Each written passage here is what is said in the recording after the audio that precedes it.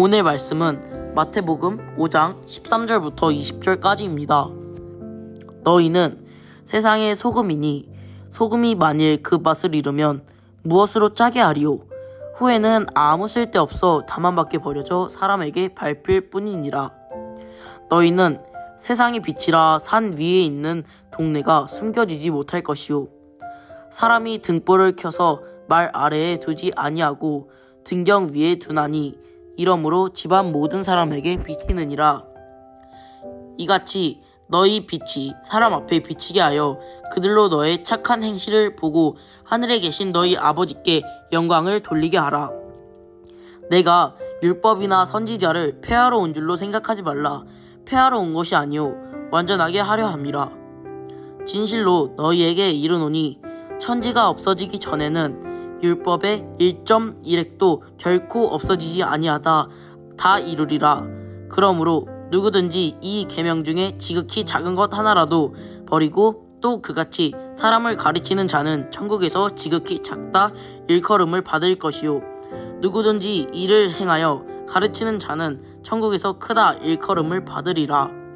내가 너희에게 이르노니 너희 의가 서기관과 바리새인보다 더 낫지 못하면 결코 천국에 들어가지 못하리라. 아멘.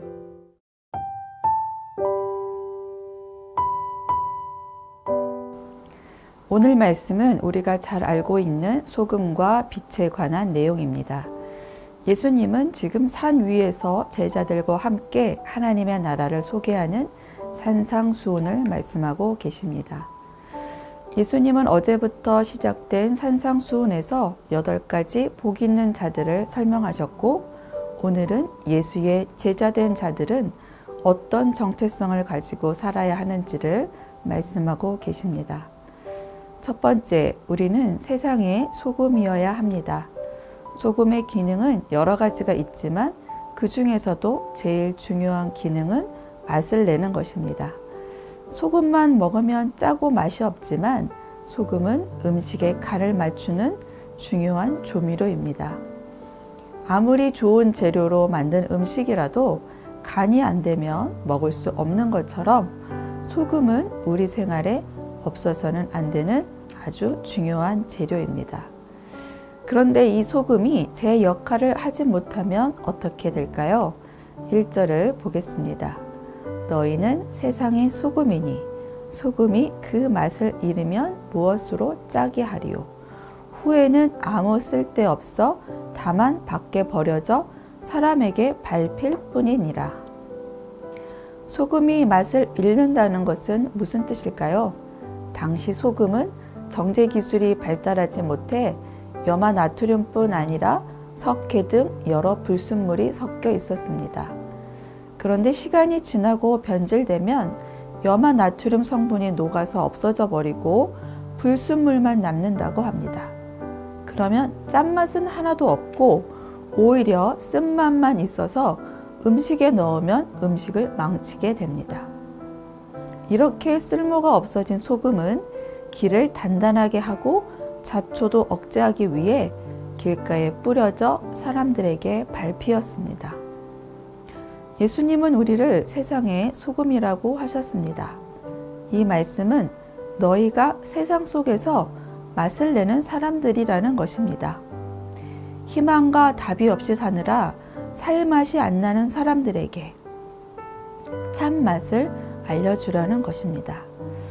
이 참맛은 무엇일까요? 네, 바로 우리 예수님, 우리를 죄에서 구원하시는 참 기쁜 소식, 복음입니다. 그런데 우리가 참맛을 증거하는 소금의 삶을 살지 못하면 우리는 맛 잃은 소금처럼 버려져 사람에게 밟히는 존재가 될 수밖에 없습니다. 두 번째, 우리는 세상의 빛입니다.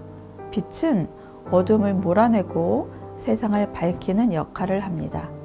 빛이 어둠을 몰아내듯 우리는 어두운 죄로 물든 곳에서 예수 그리스도의 참된 복음을 전하여 빛을 비추는 자들입니다.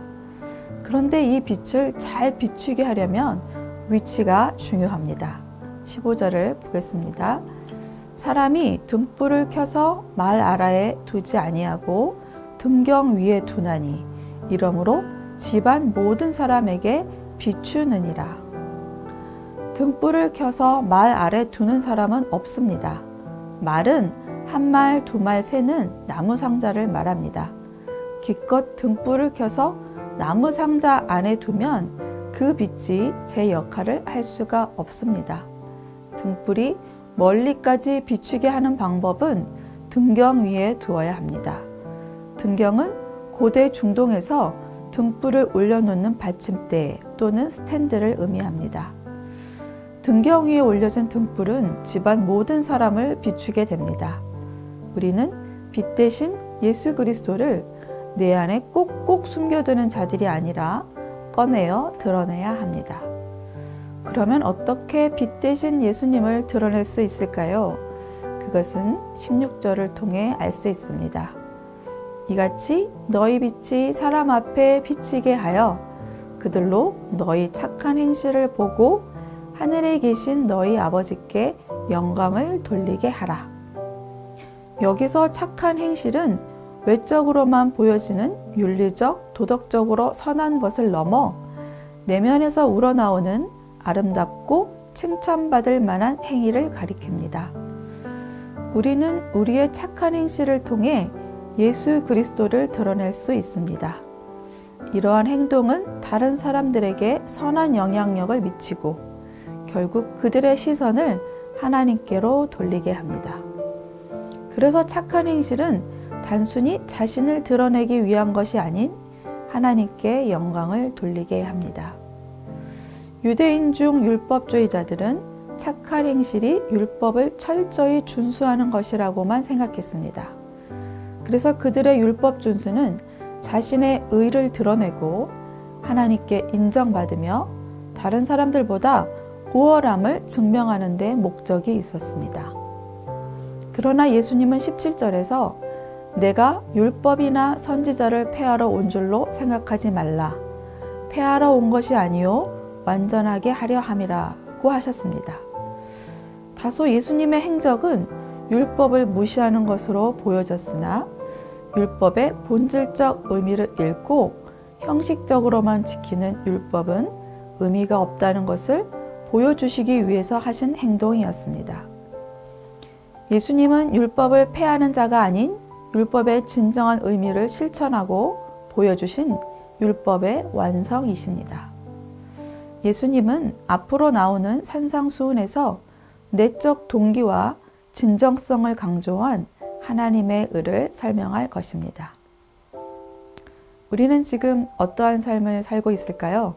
나는 세상의 소금으로, 세상의 빛으로 하나님께 영광 돌리는 삶을 살고 있는지, 겉으로는 의롭게 사는 척하지만 내면은 여전히 죄악된 마음으로 살고 있지는 않은지 우리 자신을 살펴보아야겠습니다.